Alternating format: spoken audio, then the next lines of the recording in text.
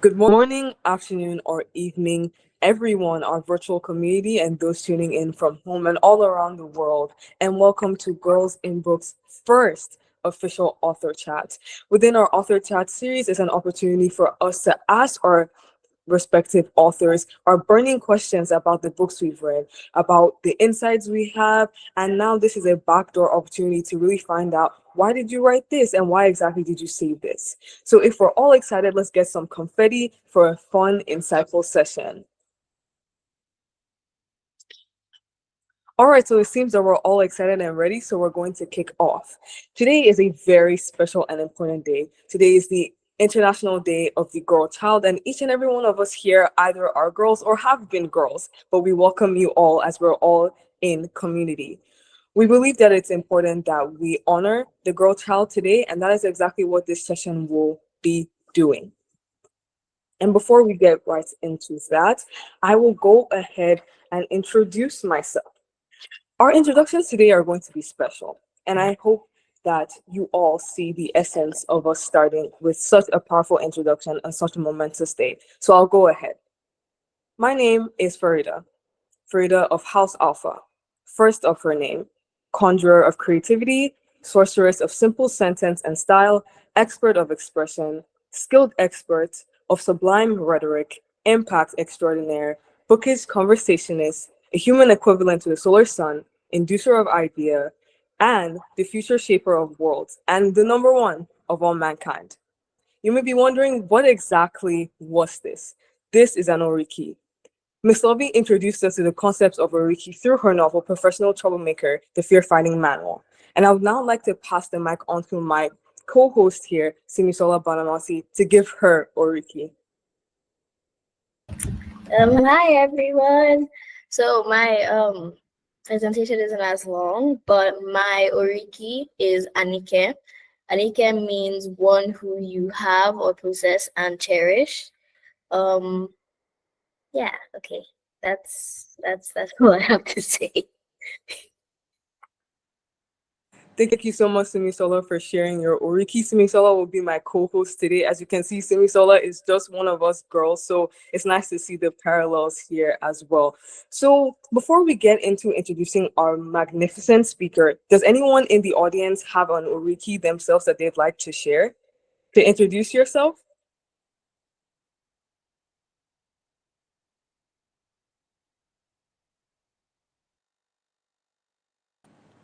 All right. Okay. All right. So in the chat, Miss Foluso says her oriki is Asake. Okay. All right, so with anyone, feel free to let's show our voices today. Today is a significant day. Miss Tosin says hers is Asabi. Okay, lovely. Would anyone like to raise their hands to share? I know some of our Girls in Books members made theirs as well.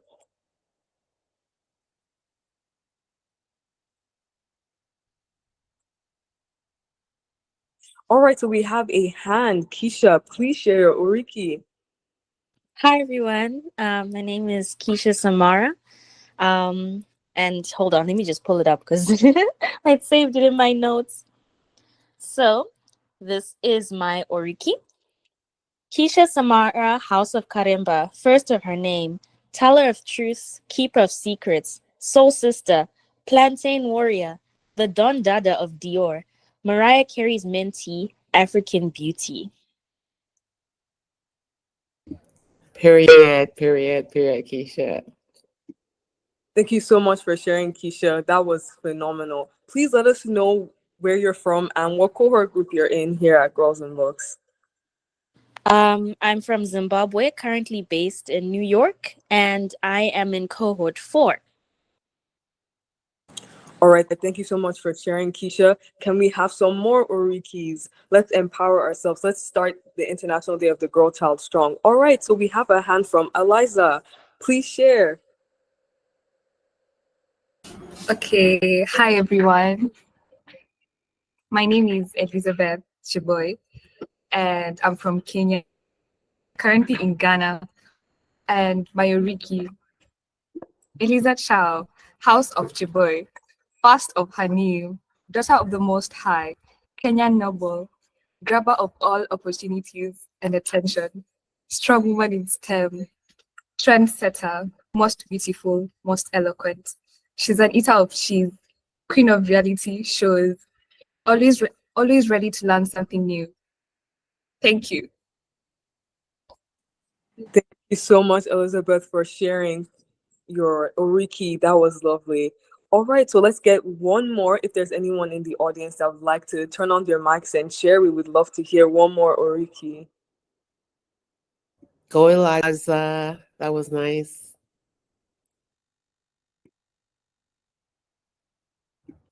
Where are my girls in books? Where are my girls in books? I'm looking for you. Where are your Orikis? Are you guys holding it till the end or the middle? Are you trying to give us a little bit of a tease? Because I know and I heard that you all wrote your Orikis for Miss Luvvie to join today. So I'm definitely looking forward to that. So I'll let you guys get over I'm sure you're probably like just starstruck or something, and that's okay. I can feel that. So I'm going to let you guys warm up. But Faridah, why don't we have Simisola go ahead and introduce herself as well, because she's our surprise co-moderator today. All right, so Simisola has shared her Oriki. So Simi, let us know more about you. So just tell us a little bit about yourself before we get into things. I'm going to try and make it flow like I had written this before. Simisola Oluwatuni, House of Gbadamosi, book eater, as per book reader, sugar lover. Okay, I can't think of anything else. It's all right. It's all right. That's all I got. All right. Thank you so much for that, Simisola. Okay, then. So it seems that we're all feeling good. So how are we feeling? Let's get a thumbs up. I think it was lovely that we all shared that. And so we're going to get into the rest of the day. So today we assure a lot of excitement and a lot of meaningful discussion. So today we'll be discussing, of course, the Professional Troublemaker, the Fear Fighting Manual. We'll be discussing TED Talks. We'll be talking about so many things today. But before we get into that, I believe that it is imperative that we introduce the presence and the magnitude of the individual that we have in the room today. So it is my absolute honor, I'm maintaining my composure, to introduce Miss Luvvie Ajayi Jones. Miss Luvvie is an author. She is a 4 times New York Times bestseller. She's an internationally recognized speaker, with her TED Talk almost amassing close to 10 million views. She is a speaker and recognized entrepreneur. She has founded the Book Academy. She is the creator of popular blog and a cultural critic through her blog, awesomelyluvvie.com. She's the founder, once again, of the Book Academy, and she's been featured in Forbes, Fortune, Variety, and so much more. Miss Luvvie, welcome to the virtual show. I don't have any words to say, but this is such an honor. I can't believe you're here with us right now. Wow. Wherever Welcome. my good sis Tosin asked me to come, I'm gonna come. I am glad to be here with y'all and share space with you all. Faridah, that was amazing. That was incredible. And I'm excited to be here and have a conversation with y'all. Thank you so much, Ms. Luvvie. And we're so willing to have a conversation with you. So we hope that today will be very, this is a chit chat vibe. We want everyone to feel comfortable and like we're all seated and like ready to ask all of our questions. We have a lot of questions to ask you, and we can't wait to hear all of your insights. So just as I said, today is the International Day of the Girl Child. So we're going to begin in that premise.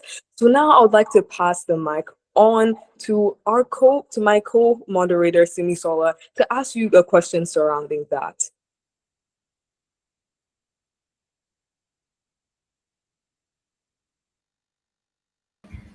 Good afternoon, Miss Luvvie. It's an honor to meet you. Good afternoon. Is in honor of International Day of the Girl Child. Can you please tell us what you were like as a girl? What were you like? What things sparked your wonder and engaged you? Yeah. Oh man. Okay, so as a kid, I grew up in Ibadan and came to the US when I was 9.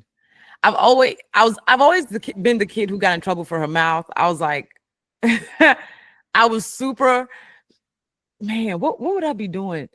I didn't get in trouble for like climbing trees or trying to touch fire. I always got in trouble for my mouth. So I was always the one that had something to say if somebody had something to say to me, which means I always got in trouble because I was the baby of 3.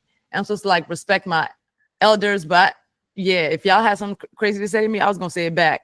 So I was that girl. I was really smart. You know, people have been saying like, you're gonna be a doctor since I was basically like 4. I started reading at the age of 3. I was very curious. I would ask a lot of questions, and I was very justice minded. Like if something was happening that I didn't feel was fair, I would say it. Like I would literally say, I don't think that's fair. And there are times when I would get in trouble with my mom, and I'll take whatever the punishment is. And after I take the punishment, I'll go back to her and say, like, I feel like you owe me an apology. I would tell my Nigerian mom, like, you owe me an apology because I feel like what just happened was not fair. And she would just kind of like laugh me off. But I've been that girl for a long time. So yeah, I love to read. I love to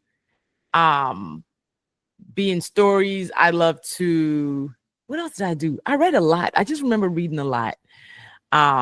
So yeah, I was confident. I was curious. I was a nerd. All of those. I just wanted to very quickly say, Ibadan Girls Unite. Out here. We out here. Yes. Yes, thank you so much, Simisola. Like, we're all fellow Nigerian sisters here. I'm also Nigerian as well, and so is Simisola. So like, it's like this is our little reunion in a little sense. So that's, yeah. All right. So thank you so much. So I think it's so evident that you were probably a confident kid. You remind me a lot of my little brother. My little brother is just the same. He always gets in trouble, you know, because it's kind of like, okay, we're all older than him, and it's a thing of like, he's like, but you say I can't do that, so why are you doing that? It's a thing of like, okay, I see you being a professional troublemaker. All right, we love it.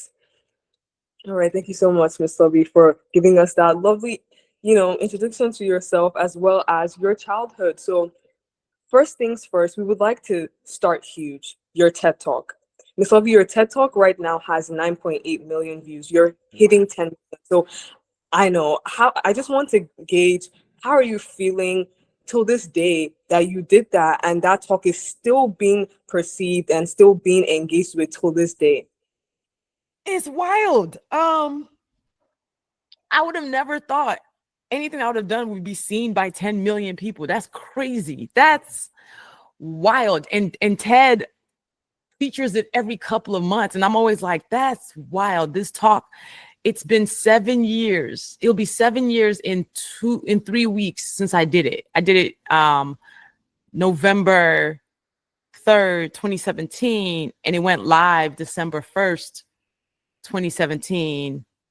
And I remember that first month when it got a million views in its first month. And I remember just being like, that talk single-handedly changed my life. And what's interesting about that talk is I almost didn't do it. I almost did not give that talk. I actually declined TED's invitation twice because it was the year after my first book, I'm Judging You, came out. I was on like a 10-city speaking tour that fall. That year I probably did about 45 speaking engagements, all in different cities, none of them in the city I live in, which is Chicago. So when TED asked me to do this talk, I knew all the things that they require for it. Like TED don't play about their talks. They will offer you a coach. They will have you, they need to see your script. They need you to rehearse with this coach for months.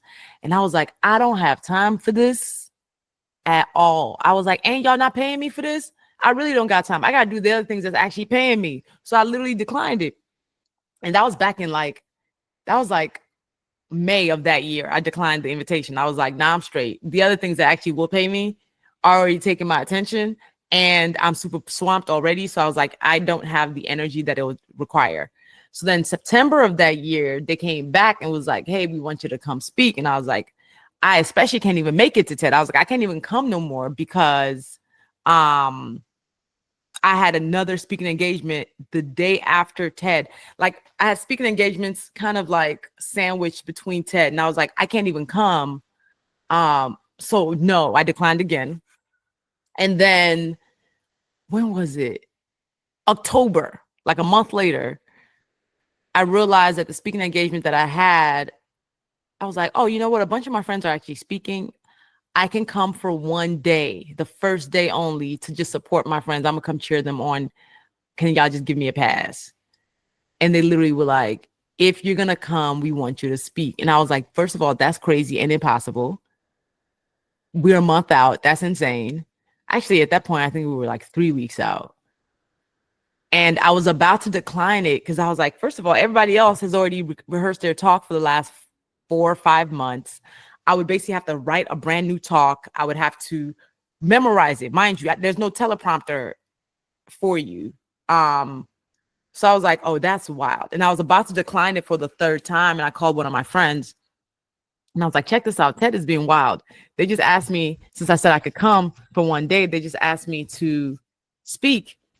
Ain't that crazy? And my friend, her name is Unique Jones Gibson, literally was like, what's the problem? And I was like, everybody has already had all these months to rehearse. And they basically want me to just jump in at the last minute. And she was like, everybody ain't you.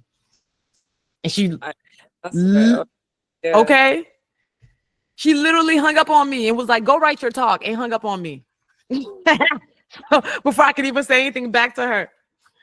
And so I did the talk. I think I'm frozen on my end, but I think you guys can still hear me. Yes. So I did. Am I good? Yeah, you're good. We Okay. can still- I don't know why I'm frozen because my internet should be decent. But yeah, so basically I wrote this talk. I try to give Ted more excuses about why I can't come. Literally, I was like, oh, I have to be on the last flight out of New Orleans to get to New York. That flight is out at 8 p.m., which means I have to be at the airport no later than 7 p.m. And Ted was like, we will have you open. So as I had all these excuses along the way, it's really because I was afraid. I was afraid of not being ready for it. I was afraid of the stage being too big, and I was afraid of failing. That's really why I said no. And that fear, had I let it really move me, had my friend not loaned me her courage, I would have said no to something that has literally changed my life. That talk has made me a ton of money, has gotten me invited to a bunch of rooms. That talk is the best lead magnet that I can ever have. Like I don't even have to promote my speaking. The fact that I am a speaker, that talk still gets me inquiries. I get like 500 inquiries a year because of that talk. So basically that talk was in itself a lesson for me to always remember that I should not make my decisions from fear, and that I need to be Oh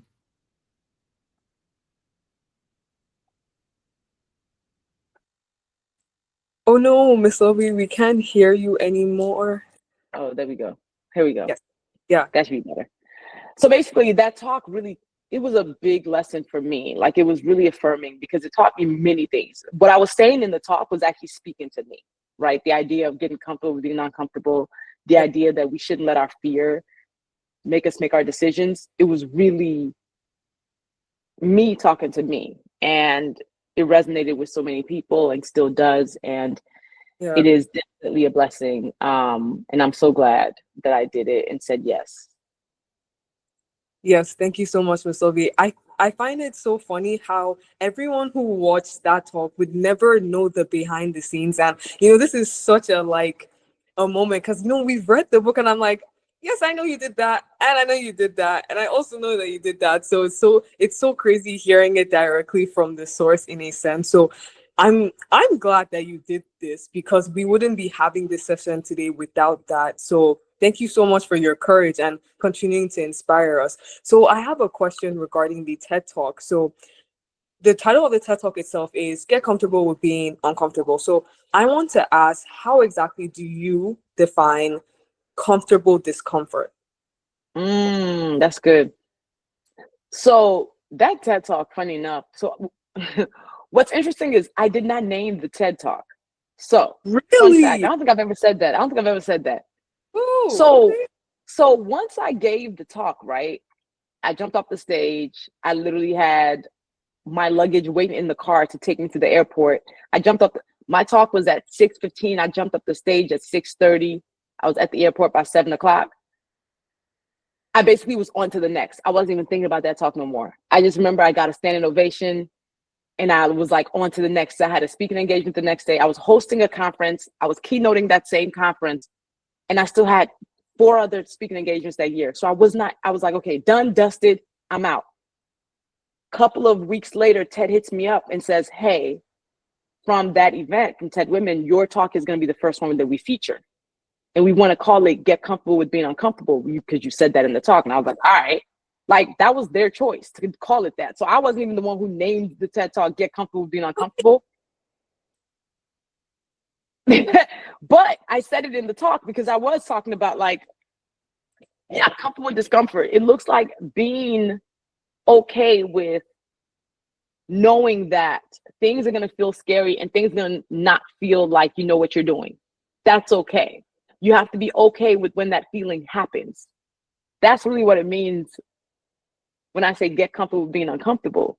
It's like, recognize that it's going to happen where you're going to feel out of place. You're going to feel like your comfort zone is all the way over there. You're going to feel like you're being stretched. That is something you should anticipate will happen. So that's really how you can get comfortable with it. It's just knowing it will happen.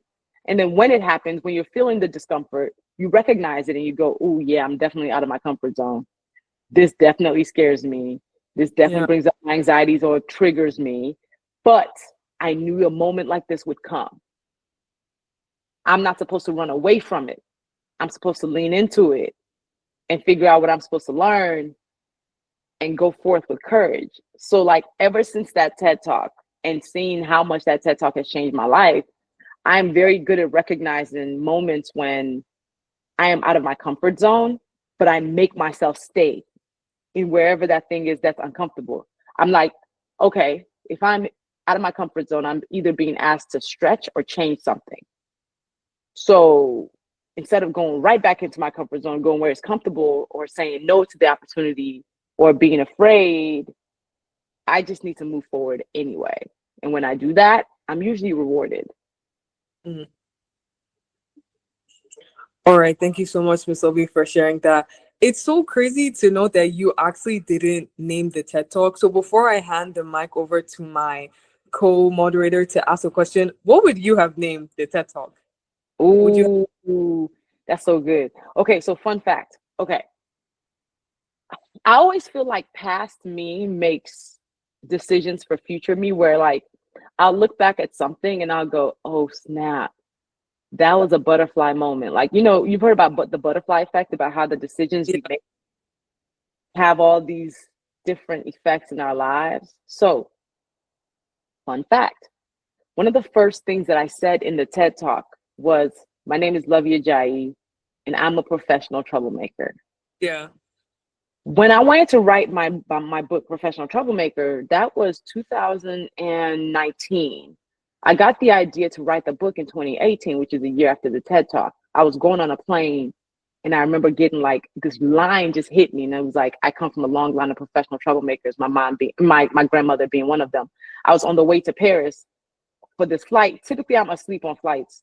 So I remember taking my notepad out and I just started writing. Because I was like, there's some clarity happening that I need to make sure I honor, right? Funny enough, so once the TED Talk was done, also remember, I watched it one time. I didn't go back to watch my TED Talk because onto other things. I like watched it one time. And I was like, when it went live, I watched it. I was like, okay, I look good in it. Awesome, amazing. Okay, I sounded all right. Great. I'm not ashamed to promote it because I was like, oh, okay. Am I giving them looks? I am. So I had not really leaned into the professional troublemaker of it all. But when I started writing my book, and I was like, ooh, my book, because my idea for the book was going to be called, actually, we're going to call the book The Fear Fighter Manual, Lessons of a Professional Troublemaker. Later on, I think maybe a couple of months later, I went back and watched my TED Talk again. And I was like, oh, snap. I forgot that I had actually introduced myself as a professional troublemaker in the TED Talk. So had they asked me what I wanted to name it, I probably would have wanted to name it something around like lessons from a professional troublemaker. That's probably what I would have used. But I realized that Get Comfortable with Being Uncomfortable is an actually better title for that TED Talk, because it's a more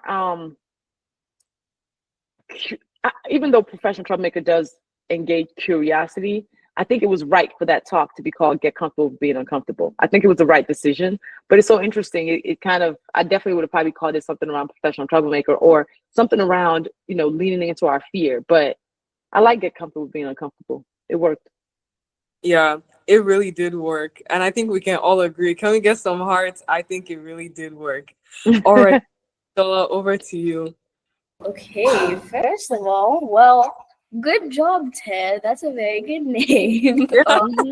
I also read the book and I love it. I do think that's a very good title. Now, throughout your TED talk, you constantly reference being the domino. What does this mean? And can you please share a personal story in which you have been the domino? Yes. So, again, back to butterfly effects. I think we have way more power than we think we do. Even when we are on margins, even when we are, being oppressed, even when the world does not always affirm us, we have way more power than we wield.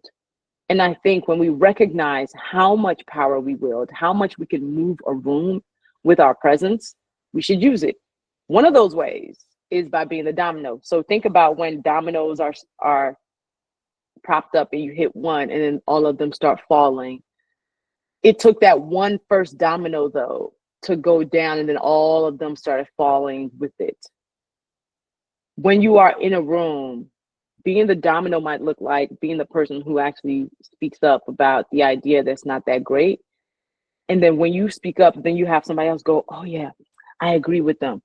But they didn't say nothing first. You had to say something first, right? So the idea of being the domino is understanding that your power to say or do something can inspire other people to do the same. So you embody your own power, inspiring somebody else to embody theirs, which can inspire somebody else to embody theirs. That is a domino effect. That is what we mean by the domino effect. So what happens when we all know that we have power that we can use in rooms? We will use it. Because I feel like so many times people leave themselves out of a room where you're sitting there and you're like, I can't say something. I'm the new girl, or I'm the youngest, or I just got here, or I'm just a woman, or I'm just a girl. I can't say anything. So then what you do is in that moment, your power doesn't matter because you're not using it. So why do you have it? So being the domino is having us always recognize you can always use your power. Now, I'm not saying it will always mean somebody's going to do something. I'm not saying it will always be the outcome you want, but at least you used it. My whole thing is I don't want to be in a room just to be there.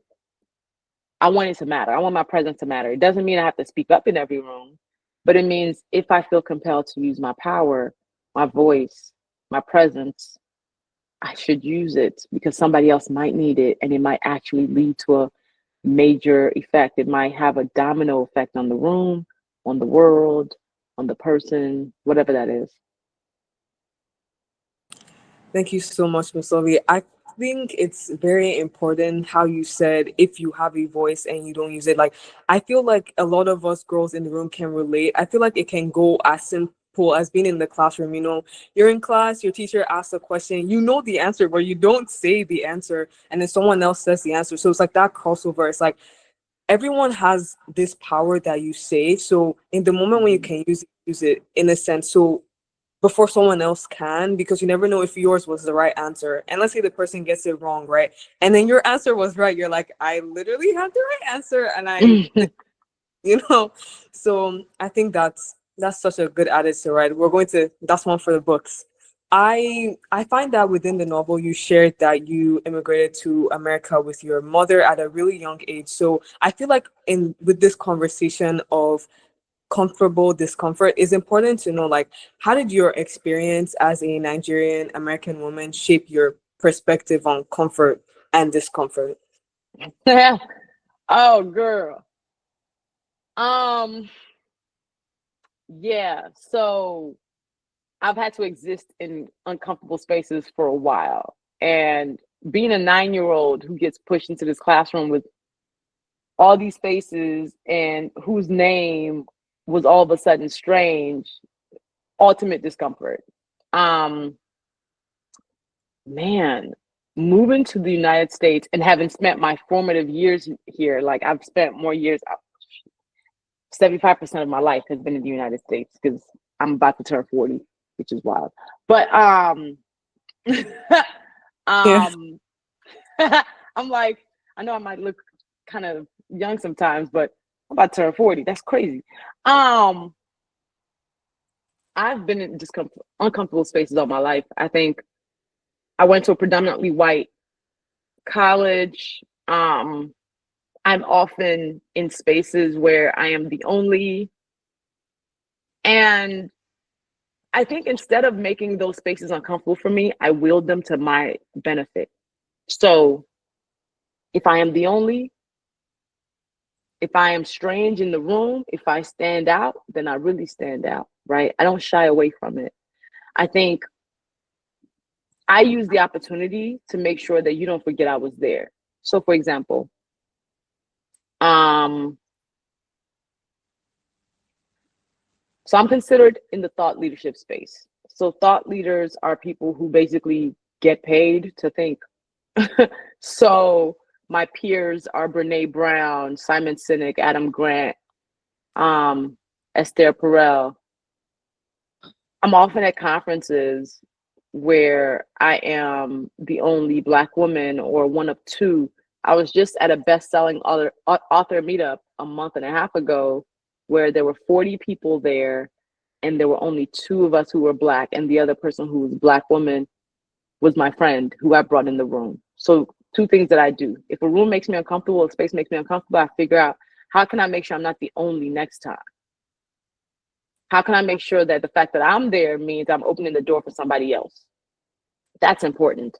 So how I will wield my power is, hey, do you know about this person? You should have them here next time. Do you know about these people? Have them here. That's one. Two, if I'm going to be standing out, let me stand out for real. So if I'm going to a conference where it's going to be mostly white men wearing suits, I'm going to show up in a red hoodie and some Jordans. Because I'm going to be like, all right, you want me to stand out? I'm going to stand out for real. And I'm not going to do it in a way that I'm still going to be excellent, right? I'm still going to be excellent. But it's like, I'm not going to show up in this room wearing navy or black. I'm going to show up in red. I'm going to show up in yellow. I'm going to give you some purple. Okay. I'm going to give you a little red lip situation. My shoes going to be fire. They might be gold because I'm going to give you something to look at. And I just think we need to wield discomfort to our advantage. So for me, I'm always like, look, I might not speak to anybody in that room, or I might have one conversation or maybe two conversations, but you will remember you saw me. So my whole thing is, if I'm uncomfortable in the room because I'm the only, or the room is weird, I'll be like, how can I bring value? How, when I walk away, can somebody go, oh man, great having conversation with her, or man, I wish I talked to her. She was really cool. So yeah. All right, thank you so much, Miss Luvvie. I think we've talked a little bit about the TED Talk. So now I know the Girls and Books members are shaking in their seats because they want to talk about the book. They want to speak about it. All right, right into the book. So I will begin with a brief question and hand it over to my co-moderator, Miss Simisola. Simisola, it's so amazing you're doing this. I just called you Miss right now. Anyway, so before diving into the contents of the novel, I feel like the most jarring thing is why red? Why red? Why the icon you have? We just want to know why you made that choice. Red has been my favorite color since I was 3. I have been very much a red girl since I was 3. Like literally all my life, that has been my identified favorite color, and it has not changed. And when you think about color psychology, which I believe in, the idea that colors invoke certain emotions and feelings and expectations, red fits. Red is a color of boldness. Red is a color of energy. And the thing about red is you can't ignore it. That's why stop signs and exit signs are red. When you see the color red, your eyes will go to it just naturally. It says, pay attention. I am here. It is bold, okay? And I feel like that's very much me. So that color embodies who I am. And I just love wearing it. I think it looks good on me, and a good red lipstick makes anybody look good. Like, I don't be wearing makeup for real. I just throw up red lipstick. And come on, Soror, okay? So I just throw on a red lipstick. That's another cheat code. If you want to look like you put on something or try to look good that day, just throw on a red lipstick. I don't have on nothing but red lipstick right now, okay? And I look like I tried. So that's what I'm saying. Red is such a litty color. It's such a litty color. So yeah. And then like the emoji, so it's a continuation and evolution of Judgy Pop, which is from my first book, I'm Judging You, right? So when my first book came out, this lollipop that was side-eyeing was very much my emblem. So then when I was doing Professional Troublemaker, I said, let's grow Judgy Pop up a little bit. Let's go ahead and put on some shades because we starting trouble. So that's what we did. So this is an evolution of Judgy Pop. And I mean, on a branding tip, I just think it's really important to also anchor people to a visual and an icon that can immediately draw them to you.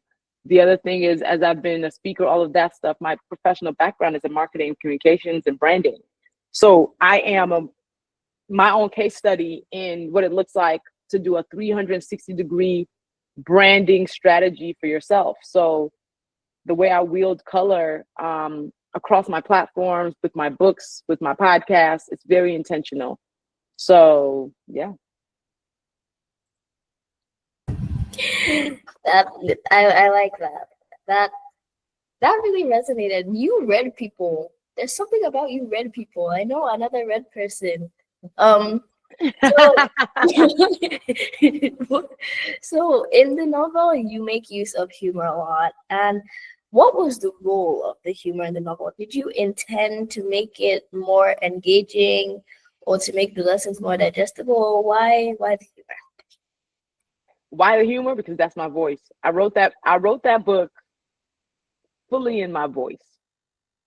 And I wanted people who knew me in real life to read the book and say, I heard your voice. I wanted the people who didn't know me to say, man, I hear the voice of who I think this person is. So the humor of it all is just, that's who I am. Like, I'm gonna give you some keys in the middle of the whatever I'm about to say, just because that's just who I am. Like, so my book is written truly the way I speak. Everything that I do, I try to make sure it embodies me. I don't want somebody to read my book and then meet me and be like, that doesn't match. Right? Like, I want to always embody authenticity, and especially my own voice, because I feel like my purpose is to, you know, be true to myself, to God, to my voice, to my mission, all of that. So the book embodies the truth.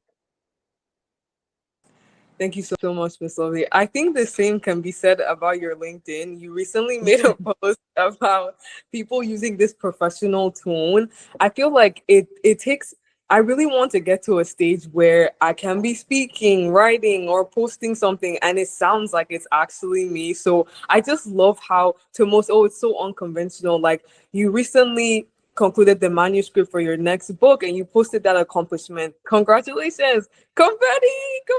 Thank you. I completed the book proposal. Now I gotta actually write the whole book, but I haven't announced it. But I did get that book deal, so I'm gonna announce it soon. Y'all got the Holly exclusive.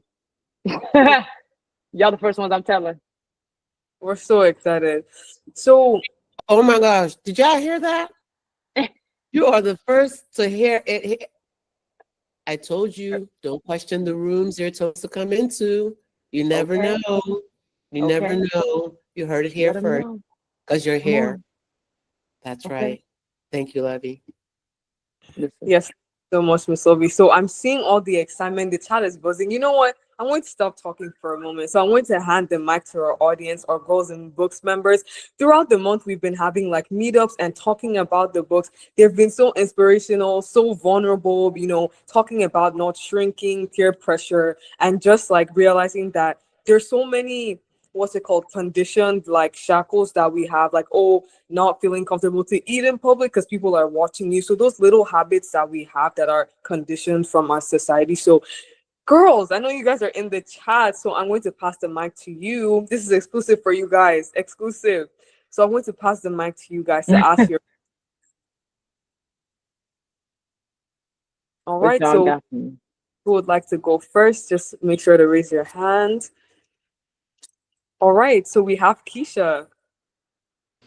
Hi again. Hi. So, reading this book honestly was such an eye opener. It was like, it was like a gentle hug after like a slap in the face. Like, hey, what are you doing? I relate so much to like what was said, especially because I have had that fear, mostly with music for a long time. Yeah, I've always loved music, but I've never really like stepped out to do anything. And so what I'd like to ask is basically, just to expand on what I've read so far. How do you like build that confidence from within to just smack that fear right out of you, like molly whop it to the ground? Ooh, okay. So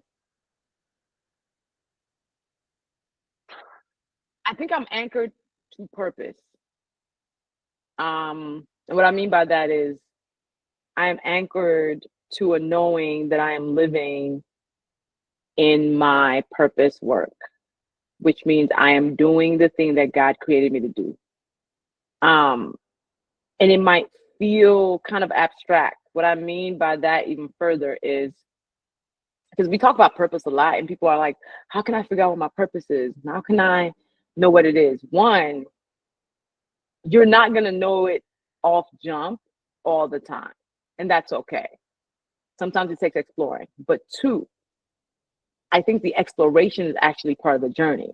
I think that is actually part of the purpose work, is to explore what you love, what you're compelled to do. So here's the thing is we spend so much of our time questioning everything, doubting everything. So I actually think most of the assignment is to do the thing that feels compelling to do, as opposed to spending so much time questioning it. So part of the purpose work for me and how I got here and how I've been able to get to this point is that, so I started blogging 21 years ago. I was a freshman in college, not because I knew some purpose was tied to words. I didn't know nothing about purpose in that moment. At that point, I still thought I was going to be a doctor, which, child, no, I've been the worst doctor. I don't even like hospitals. But I started blogging because my friends asked me to, and I was like, okay, sounds interesting. And I really enjoyed doing it. And then when I graduated, I started a new blog, deleted my undergrad blog, and just kept writing and blogging because I just enjoyed doing it. That's it. I wasn't making money from it. I wasn't creating strategy from it. I wasn't like, I'm going to use this and then become this and then become this. I was only doing it because I enjoyed it, and that was enough. There's something, I feel like our purpose is really somewhere in the things that we enjoy doing that we have swallowed down and said, nah, I can't do that. Nothing's going to come from it. What's going to come? You enjoying it, you feeling compelled to do it is good enough. I feel like that leads you to figure out what your purpose is. But a lot of times, because we will say, oh, that feels too easy, or that feels too silly, or that feels too creative, or that feels too abstract, we won't do the thing. And then 20 years later, we'll be like, I'm trying to figure out what my purpose is. Meanwhile, there's been something that's been sitting in front of your face this whole time that you have doubted and questioned that might have been linked to your purpose. Just lean into the thing.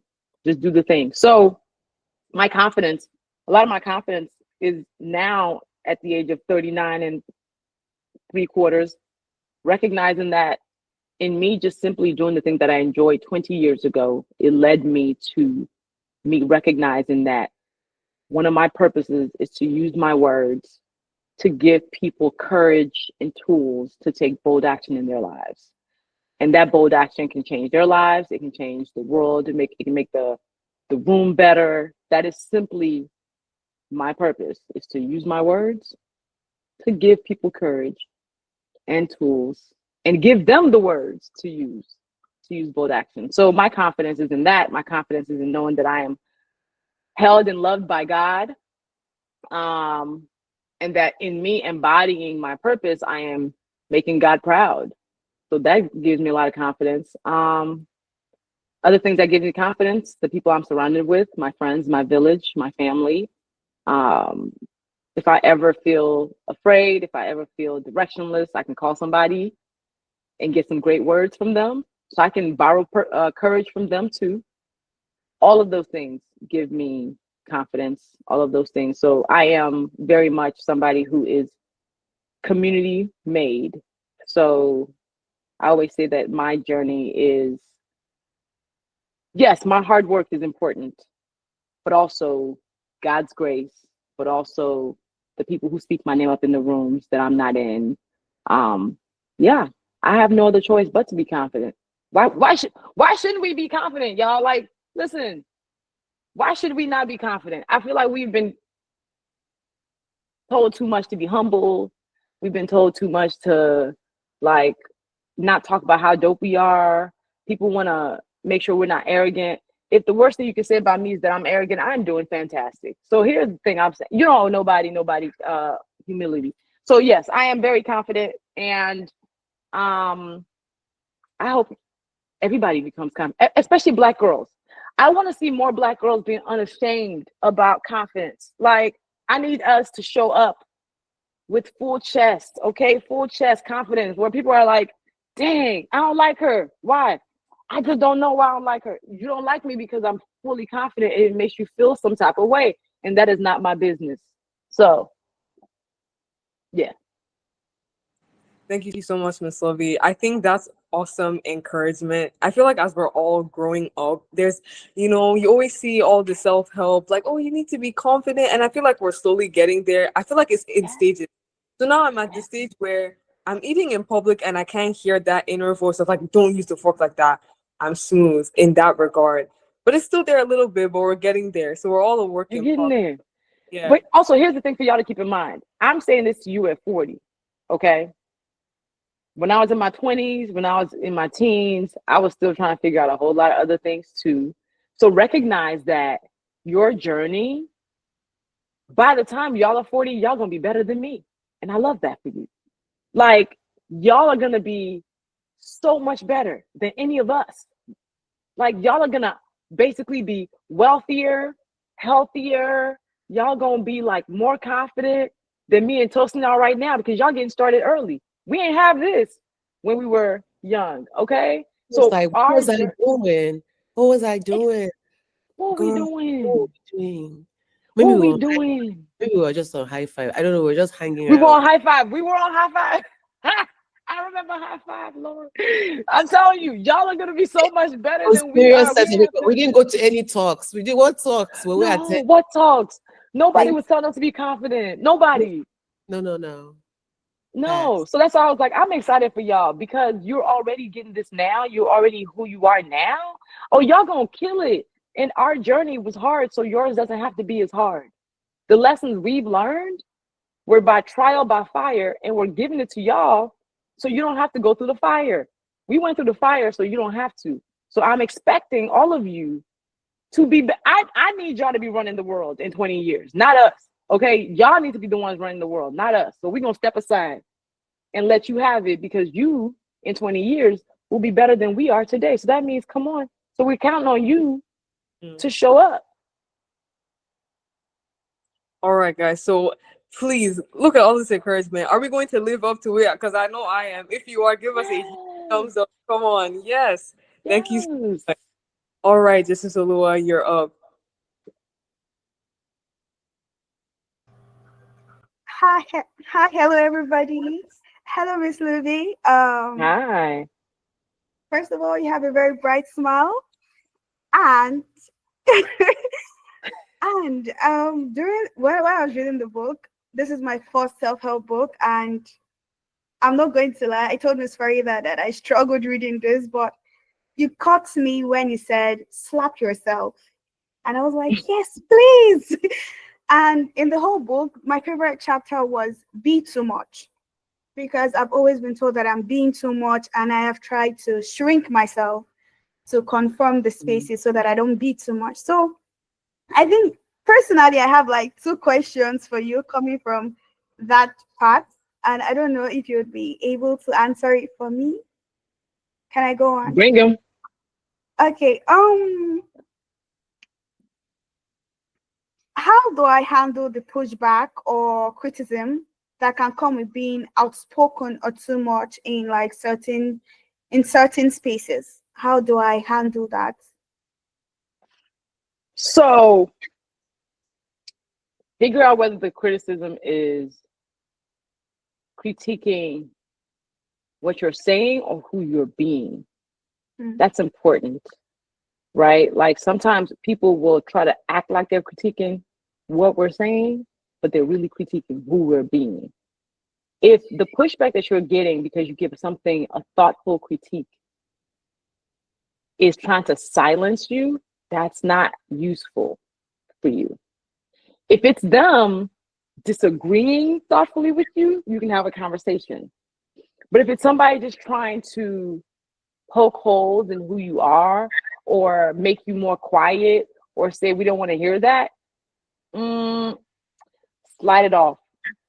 I put an exercise in that chapter around how you can know whether you need to check yourself or whether they're actually right. Like, is your critique created in a way that's harmful? Right? Is it something that is actually harming the room? Or is somebody saying you're too much simply because you're speaking? Right? And I think that's really important. And over time, you'll start honing what that looks like. Like you'll be able to start detecting like, and like I said, I also offered up that the 3 things of like, when you want to speak up to figure out like whether you should, and to check yourself to make sure you're not being impulsive. Like, do you mean it? Can you defend it? Can you say it thoughtfully? I think if you actually can go through that checklist, the too much of it all is not valid. It's not valid. They're just trying to say it to just shut us up. Thank you very much. You got a second question? Yes, I do. When the idea of women being too much, like even in Nigeria, they'll tell you that, oh, you're being too much once you're outspoken or courageous. I don't know. Is there a way we could like change the perception to something empowering instead of us shrinking? Because I think my Nigerian girlies will accept with me that we've heard that way too much, and I think we're all tired of hearing that we can be ourselves and not have to shrink because, oh, why do you talk too much? I mean, you should calm down, you should tone it down, you're a girl, and stuff like that. Yes. So you know what's funny about Nigerian culture? We are very bravado people. We're very bold people. We are loud people. We're expressive in everything. Our names take up space. And then in rooms, people will tell us to shrink, which don't make no sense. We live in a country that really started as a matriarchy that became a patriarchy, right? Like Nigeria has a heavily matrilineal history. But colonialism has done a lot of damage to the way Nigerians operate. And the patriarchy of it all, which a lot of Nigerian cultures and tribes put age over gender. But it is in modern history and because of colonial rule that it started putting gender over anything because that's what white people did. So what is happening that you're seeing is the remnants of that. Now, I think our jobs is to not allow it. So in the room when they're like, you're a girl, you're supposed to be quiet. How you figure that? How you figure that? Like, I don't believe that. I don't even believe that. Do not allow it. That's the thing. I'm saying all of this knowing you cannot control how other people will react to you. Know that off jump. None of this is predicated in how other people are reacting to you. Who you are should not change depending on the room that you are in. You're not supposed to chameleon your way through the world. So in the rooms when they're telling you to be quiet, that's not your business. You belong in that room. You belong to take up space. Your voice is just as necessary as anybody else's voice. So your job is to not allow it. Here's the thing is, oppression happens in systems and in individuals. Systems build it up. Individuals enable it. What happens when individuals stop enabling such bullshit? So that's why even my presence, and I'm very clear that part of my work, my presence, is to normalize the woman who is not well behaved. Part of my presence is so people can see a model, an example of somebody who refuses to be quiet, even if the world asks for it. Y'all not gonna make sure I'm quiet. Instagram might want to censor my post. I still have a newsletter with 50,000 subscribers on it. I still have a website. I still have a community. We will not allow people to make us quiet. So it's not an easy task, but it must be done. And here's the other piece that is necessary for everybody in this room to commit to. Do not let a woman stand on her own.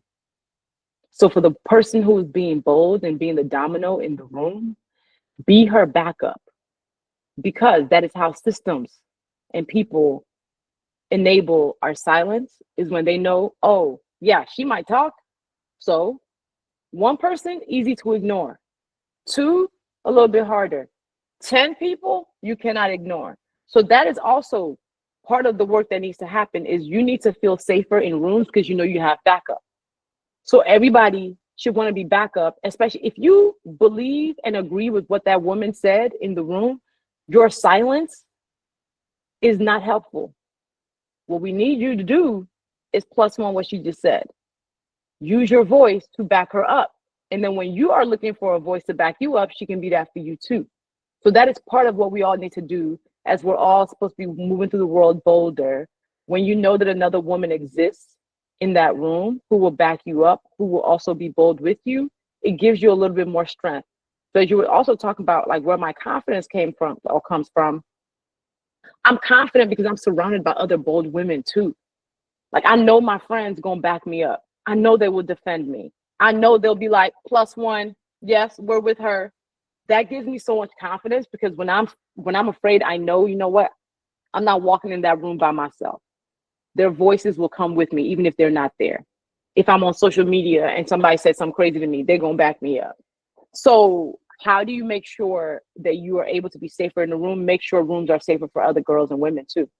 So be the backup, be the domino, be the +1, be the, yes, I'm with her. So they know we're not standing by ourselves. So people are less likely to mess with you when they know you got a gang. And that's real. Like, you know how people talk about gangs being bad?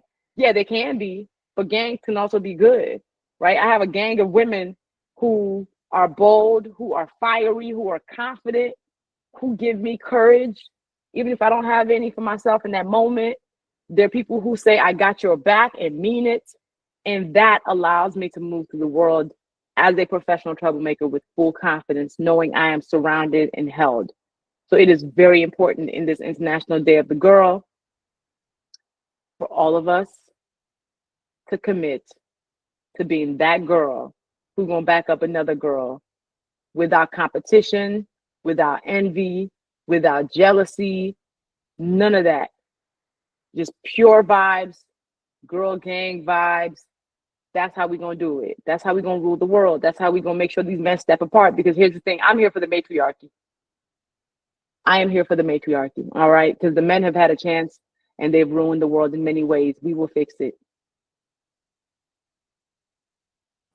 Thank you so much, Miss Luvvie, for those encouraging words, guys. Can we get some hearts? That was so phenomenal. Thank you for sharing that. Just to go off what you just let us know, it's important that, you know, we support other girls, but I feel like obviously let's begin with the individual self, right? So using our voices, I feel like just based on the cultural climate for a lot of Africa and in our individual experiences, you know, being that girl that usually speaks a lot, cough me, being that girl who usually will challenge things in a sense. So how exactly can we still become these professional troublemakers within our youth without clashing so much with cultural expectations, without having so much pushback? And you know, obviously, as you said, this will come with pushback, as is anything that you do that empowers yourself and others. But how can we do it in a way being conscious of our position? You know, as kids, we're kind of like here, and then everyone else is here. So how do we do that now?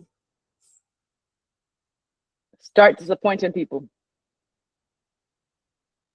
I want you to start disappointing people if it means that you honor yourself. Even though you're girls, even though other people might seem to be above you, it's actually time to start getting people used to the fact that you won't always be compliant. And that's real. You will not always be compliant, and they need to be okay with it. Like, if you don't feel like doing something, like, I'm not saying like your parent asked you to like wash dishes and you're like, no. I'm talking like, I want you to become this person. Or I want you to become a doctor and you don't really want to become a doctor. It's going to be a no. Why? Like, so here's the thing. Down to, hey, you want to come hang out at this thing and you really don't want to go? Don't go. I want you to be okay disappointing people from time to time if it means you're not betraying yourself less. Here's the thing. There's always going to be expectations, family expectations, cultural expectations, friend expectations. But in those expectations, you're prioritizing everybody else's wants before yours. And that is a quick road to burnout, to regret. So, what is important for you? I want you to figure that out first, which is why in the first chapter of the book, I make people to do a values exercise. What are your values? What are the things that are core to you that if it's not in your life, it will feel weird? For me, if there isn't truth in my life, I'm not okay. So honesty is one of my biggest core values, right? So I want you to figure out what is important to you. And then look around and make sure that you're not constantly diminishing yourself and leaving behind those values. And then you can talk about expectations of other people have of you and where they align, right? If it does not align, you don't have to do it. We don't get told that at all, actually, not even enough. We don't get told that at all, especially as Nigerian women, especially as African women, especially as Black women. Nobody tells us you don't have to do the things you don't really want to. You don't have to follow everybody's expectations. You don't have to always be the one sacrificing everything for everybody. We don't hear that. So then we grow up to be people who spent our whole lives bending our backs until we're almost about to break. Meanwhile, everybody is still not satisfied because they think they still need more from us. Who wins? Not you, not them. So that's why I'm like, this is something that will be even more relevant as y'all get older. You recognizing that you don't always have to please everybody. In fact, people pleasing is what everybody's trying to unlearn now as adults. People at our big age are now trying to unlearn people pleasing. You can start unlearning it now because your job and your mission in this world is not to be liked by everybody. It's not to people please your way into everything. Your job is to honor God, honor purpose, honor self. That's it. That's it. That's it. That's all. No parts of that is like make everybody in my family happy, make all my friends happy. No. So unlearning that now, start doing it now.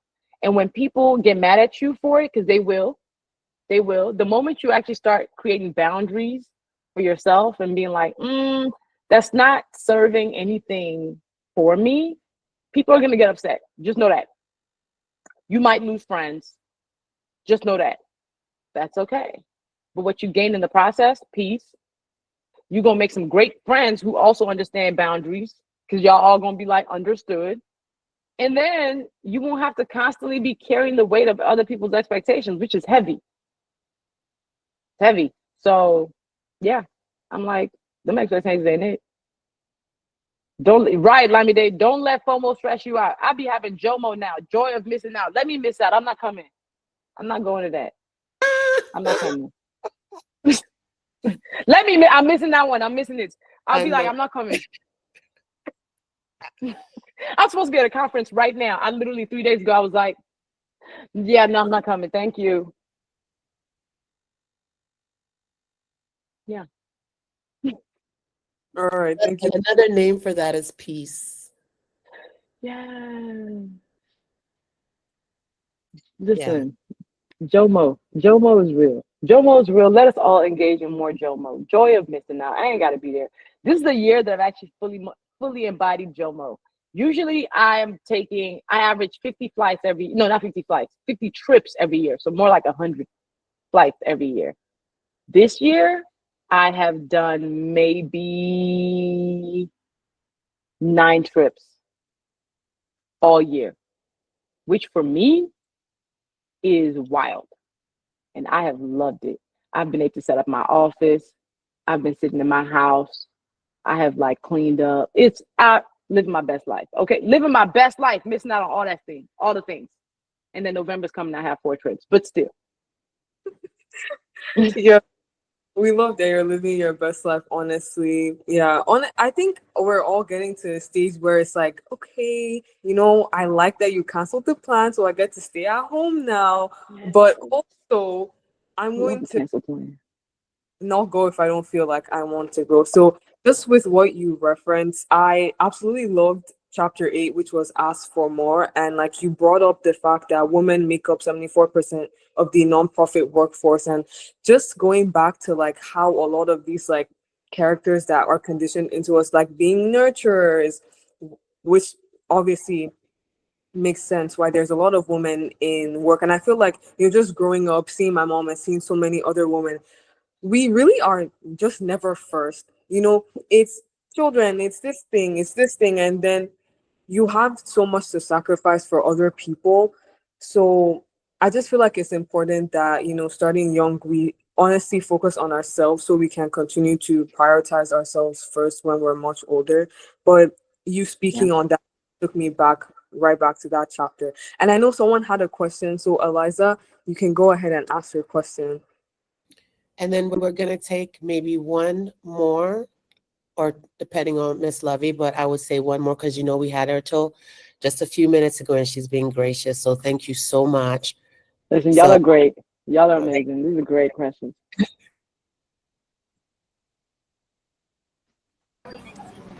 Okay. So my question is, hello everyone again. So in the book, in the chapter of Dream Audaciously, so that I quote, we are prone to thinking that if we haven't seen what we want in the exact form we imagine it, then it isn't possible. Could you expand on that? Thank you. If we haven't seen what we want in the exact way, like I think we're very quick to like diminish what is possible. Like we'll be like, nah, nobody has done that. I can't do it. Yeah. My life is a testament of dreams that I wasn't even bold enough to have because I just didn't think it was possible. So, they always say like, you have to see it to believe it. Yes. But if you don't see it, you can still believe it. That's faith. Like, that's faith. So even if you don't see it, it can still happen for you. Even if you haven't seen the example of it, it can still happen for it because maybe you're the one who's supposed to create the example of it. Right? I didn't have an example of me 15 years ago. So now I'm somebody else's example of what's possible, So instead of us constantly looking for the map, maybe you were supposed to draw the map. Maybe your journey was supposed to be somebody else's map. So that's what I meant by like, you gotta dream audaciously. Like dream beyond what you can see. Dream beyond what you know is possible. Dream numbers that you never thought was possible. Like, I remember the first time I made what I made in 1 year in 1 hour. And I was like, I didn't even know that was possible. Like, I felt like a rapper. I was like, what? When I walked off that stage, they handed me the check, and I was like, "That's what I'm a rapper. I'm a rapper. That's what I am now. Okay, feel free to call me a rapper. Thank you." Like, you know what I'm saying? Like, so I even think about those moments. Me from 15 years ago could have never dreamt that was possible. I didn't even think it was possible. Like, I remember one day I got off of Zoom because I had 2 speaking engagements in one day because it was during the pandemic. And I was like, I literally just made more than I made in 3 years, like 10 years ago. I was like, bro, that's crazy. So all this is to say, like, we always hear the whole idea of like, dream big. And it feels like fake Instagram motivational speak. It does. It feels really abstract. It feels all like Disney language. But I am telling you, I am a living embodiment of dreaming big and of wildest dreams being like, yo, goals. Those are goals right there. Like, I am a living testament of what happens when you simply trust God, trust yourself, and move forward without always doubting everything, without always knowing that it's going to work out, without waiting to move until you know it's going to work. Most of my actions, I never knew it was going to work. Even now, I still be throwing some things in the air and being like, I hope it works. So even when I don't have certainty, I still move. And I think that's really important. We're always waiting for certainty to move, is that going to work? You don't know. Try it. So I say all that to say, when I say dream audaciously, I mean it. I'm trying to teach my niece that too. I have a 22-year-old niece who lives with me. And I'm telling her every day, like, you look around. Yes, I'm the rich auntie now for you. But when I was 21, I was broke. And I was like, you actually got more money than I had in my 20s, which means you're already doing better than I was. So for all of y'all who are on this call, trust me, like, I didn't have money growing up. I, in my 20s, had to borrow money to get my teeth taken out, my wisdom teeth. Like, so when people see me now, they see me now. But the journey, how far I've traveled, I don't lose sight of, because I want you to recognize that all of this unfolded over 20 years. All of this was a journey that was not guaranteed. I didn't have a trust fund. I was not the person who had somebody making phone calls on her behalf. I didn't have access to things like this. I didn't have none of that.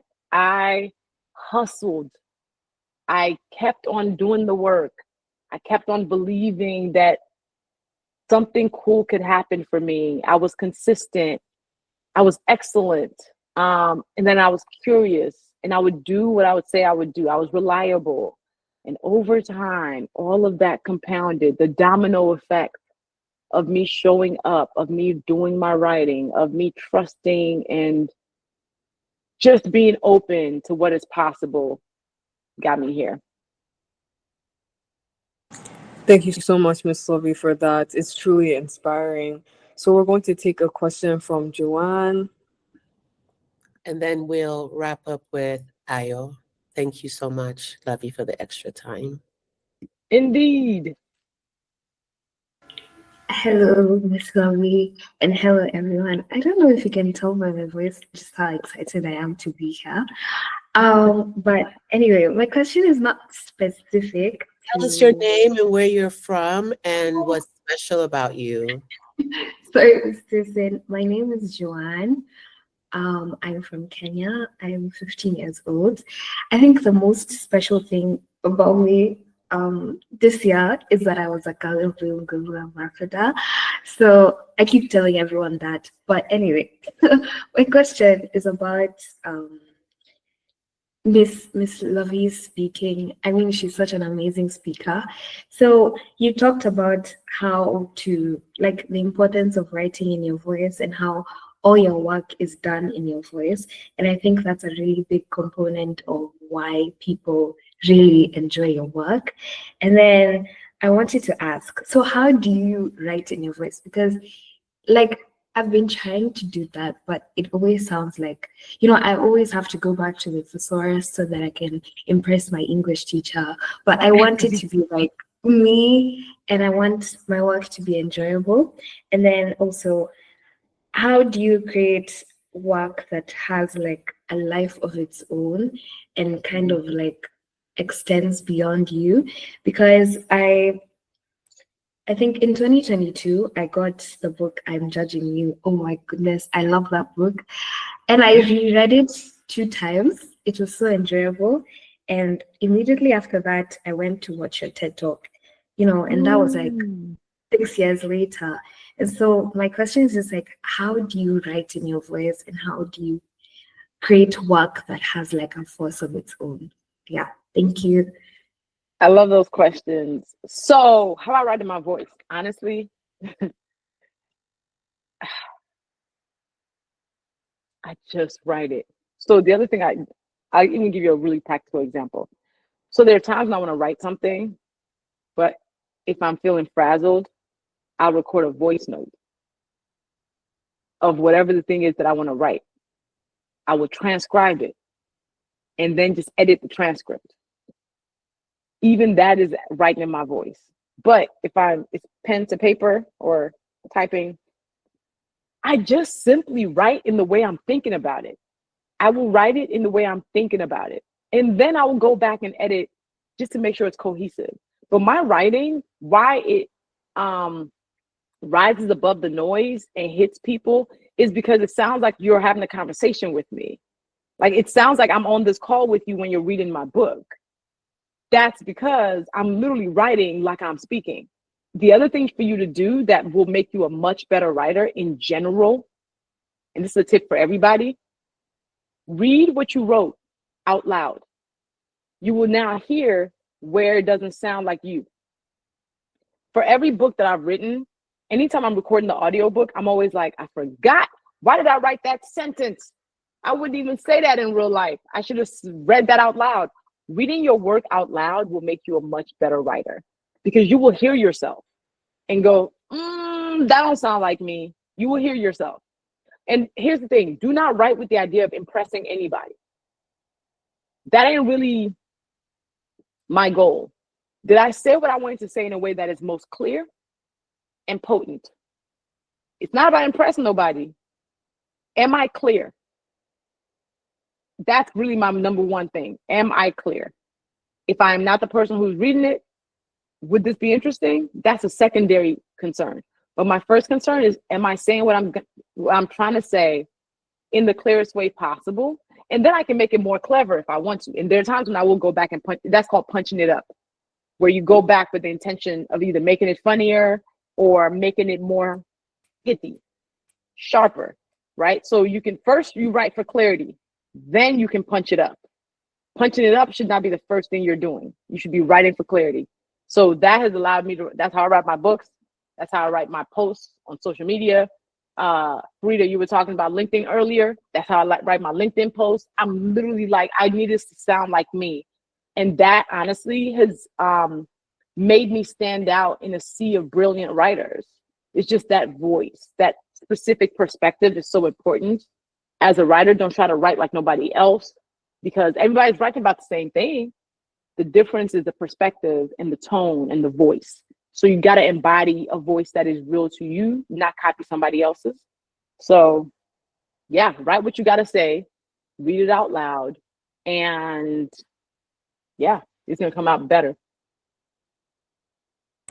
Thank you, Ms. Luvvie, for the tips. I know there are a lot of inspiring authors, including myself, and bloggers, so that advice is deeply appreciated. I don't know if she's still in the call, but there's a member, Joy.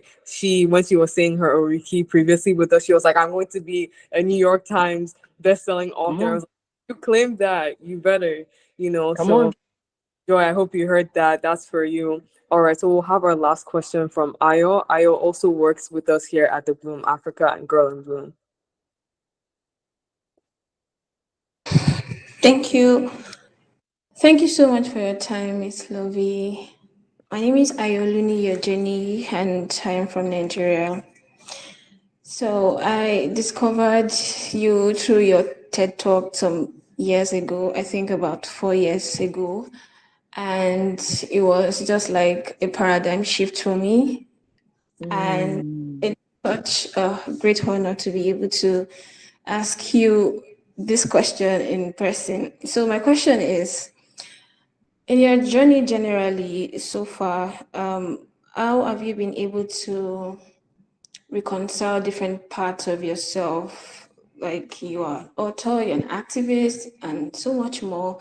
And what advice would you give to a girl, a young woman who is like struggling to even understand herself and embrace a different parts?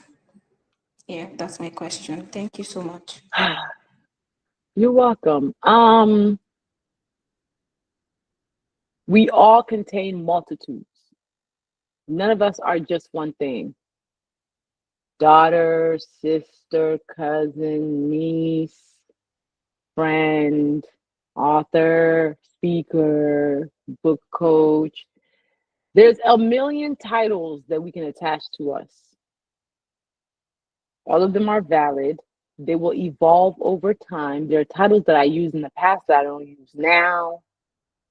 Like blogger, I really don't use blogger no more because I really haven't blogged in like 7 years. I'll still post on my blog from time to time, but I'm not a blogger no more. You are not your titles. That's the number one. You are not your titles. Who you are is not what you do. That's really important for everybody to recognize because the titles will change. The titles will always change. They will evolve with you. They will grow with you. There will be titles that will pop up that you might not recognize. There might be titles you will be, you'll use in 20 years that you would never understand that you're using. Titles will change. I think you have to, that's also why the whole confidence around what anchors you is real. What anchors you? What do you really deeply care about? What are your values? Who are the people around you?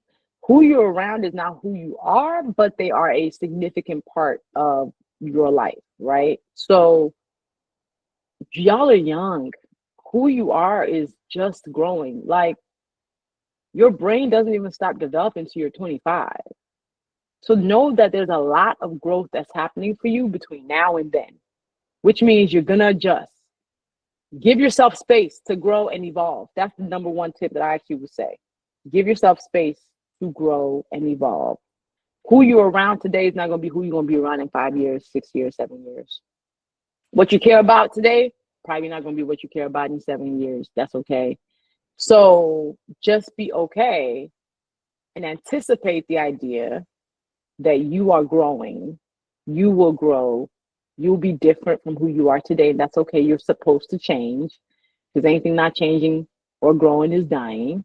So yeah. And then don't give yourself too much pressure to have things figured out. That's the other piece. Adults barely have it figured out.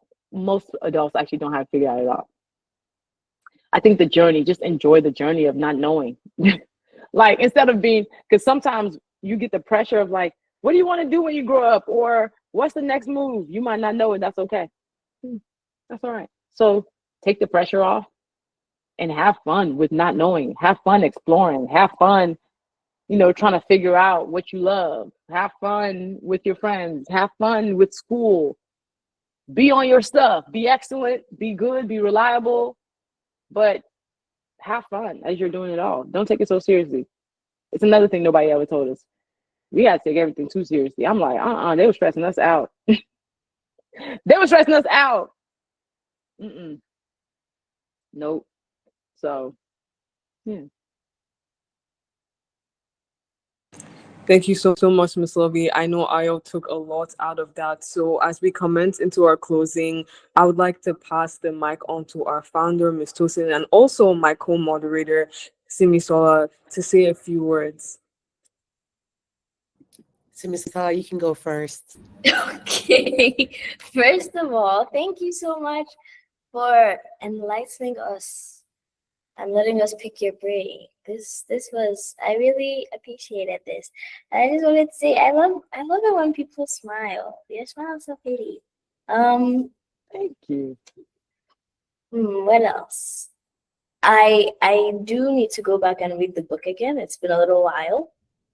I need to go back and read Rising Troublemaker again because it was really good. And my highlighter was working when I read that book. Yeah, thank you for coming. Thank you for talking to us. I appreciate this. My pleasure. This is awesome. Well, Luvvie, I don't even know. You know, I never know where to start, and just like I'm not gonna do it on because my girls that are here, they already know that Miss Wilson can just start crying at any time because I just it's so anything having to do with the girl child, and what we can do to it's sort of like the healing of the inner child, like it's part of that journey for me, and so this is great that you said yes, to being there to some version of yourself, so that they can learn and they can feel less afraid and they can feel less lost. Because similar to what you said today, I told them yesterday when they read my profile and my bio, I was like, I just want you to know that those 4 paragraphs or 3 took 20 years to write. And so let's give ourselves grace. Let's give ourselves time. Let's follow our curiosities. Let's just give ourselves the grace. And so thank you for reinforcing that. And thank you for also showing up in the way that you have today, which is always just as yourself. That is the like, just like Faridah said, your LinkedIn, I didn't know it was possible to bring that voice to LinkedIn. And here you are. And I'm just like, I need to. So the same questions the girls had, I probably had as well. So thank you for answering those. And then I think last but not least, thank you for being a Board of Trustees member for the Bloom Africa. So in case you girls don't know, that is why she has committed in kind, as they say, her time, because she wasn't joking when she tells you that she costs a lot of money. And so for the girls in books to have secured Luvvie Ajayi Jones as a speaker, as their first author chat, it's big Y'all news. doing You it. guys really should talk about that because it's a lot of money and she just came here. So we should say thank you for that.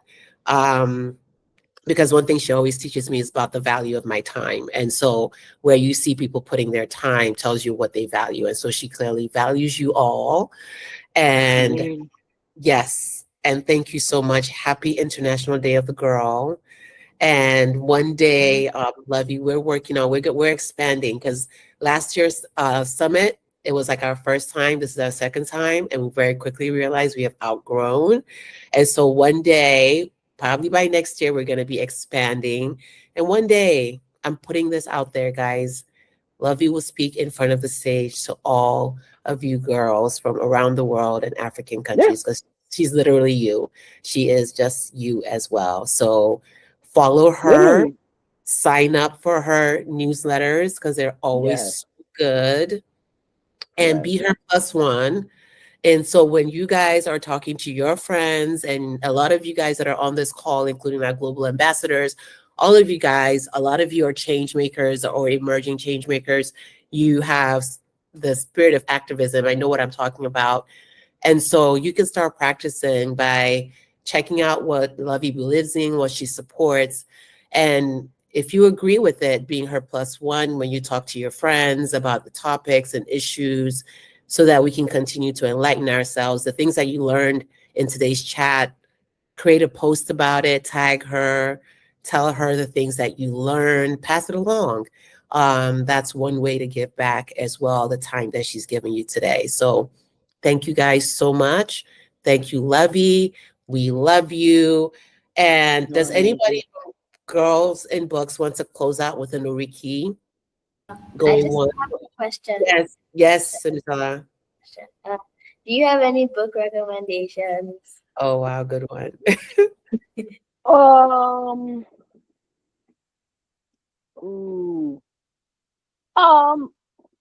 There's one by Alex L. called How We Heal. Yes, I am also in that. But it is a whole book. I contributed a chapter, but it's a whole book that is dedicated to healing the parts of us that makes us people please, that makes us not confident. And I think for this group, it would be especially an amazing book for you to take. There's some therapists in there. It's called How We Heal by Alex L. Yeah, Okay. Thank you. yeah. That's a great question. Y'all are dope. Y'all are dope. It's an honor to be here with y'all to share the stage. And absolutely, listen, I will take the stage in front of y'all. I look forward to meeting you in person one of these days. And I do have also a link of other books that I recommend in general. Let me see if I can find the chats. I'll be on Google Meet for real. Here.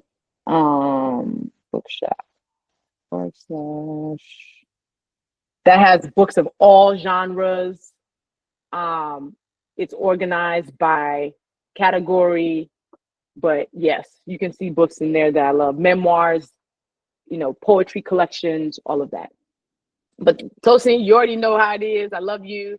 I am proud of what you're building with the Bloom Africa, and the fact that the girls have this as a resource is the domino effect is going to be immense. And I'm so excited to see how you all take over the world.